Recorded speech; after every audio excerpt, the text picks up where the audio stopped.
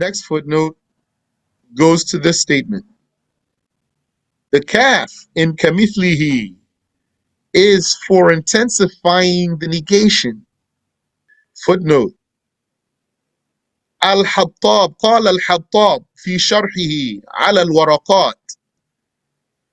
Al-Hattab, the Maliki, he said in his explanation of Al-Waraqat, that's Imam al-Haramain's booklet in Usul al-Fiqh, فَالْكَافُ مَزِيدَةٌ لِلتَّأْكِيد. The kaf is added or extra for emphasis. Intaha, end quote. Okay. You remember the issue here with explaining the kaf properly,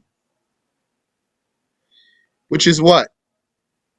That this kaf, it actually has to not have its original meaning, does not have its original meaning. That's the point of mentioning something here. Why is there a comment on the meaning of kaf? This talk means kaf here does not mean its original meaning. Rather, kaf here is added for emphasis. So what's not mentioned here is the kaf does not have its original meaning here. So I just filled it for you. Why? Because if kaf had its original meaning here, does anyone remember? What's the consequence of the kaf having its original meaning in this ayah? Shaykh, it would be as if one would be saying that there is nothing like his likeness. Yes. Barakallahu feek. Which would be then confirming a likeness, which is contrary to the point of the ayah. Because everyone agrees that the meaning of the ayah is to deny a likeness. No one disagrees. So then, what's the meaning of the kaf? The meaning of the kaf is za'idatun lit-tawkid, added for emphasis, emphasizing the negation. Or there's another way to explain the ayah. Yani, it's possible to explain the ayah with kaf having its original meaning. I'm curious if anyone remembers how. How could you explain the ayah with kaf having its original meaning? 5, 4, 3, 2, 1. Then you have to not give mithil its original meaning. So something's going to give up original meaning here. If kaf has its original meaning, then mithil doesn't have its original meaning. Then mithil is going to mean that. Mithil then would mean that. Then the meaning would be Laysa kadhatihi Shay. Nothing is like him. So here, is this a MuHkam ayah or a mutashabih ayah? It's a MuHkam ayah. What's the definition of a MuHkam ayah?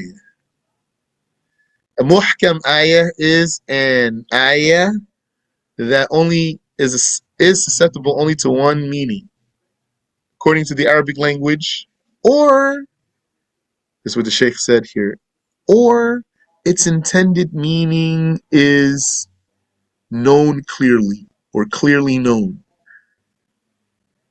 He said MuHkam ayah is an ayah that only has one way to be explained in the Arabic language, or the intended meaning of it is known clearly.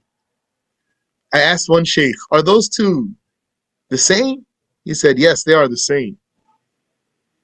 But I wasn't convinced. So I went to Sheikh Samir and I asked him, are these two the same? He said, no, they're not the same. So, in fact, in the book Daf'u Shubahi Tashbih by Ibn al-Jawzi, in the copies that I've seen, He counts Laysa Kamithlihi Shay as a mutashabih ayah for the very discussion we are having right now. But we're not going to say that.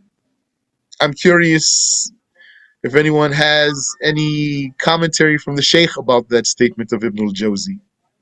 Not me, Shaykh. Yeah, I don't know who might. MashaAllah. Yani someone who either read the book on him or yani has a gem. But Shaykh, that is interesting because our Shaykh says it's the most explicit. And then you have Ibn al-Jawzi saying it's mutashabih. Yes. MashaAllah. Subhanallah. So as if mutashabih to him means just that first definition. What is, that MuHkam to him means only the first definition. What is only able to have one way in the Arabic language. So if you take that verbatim definition, then you might say what he said. Nah. So next footnote here.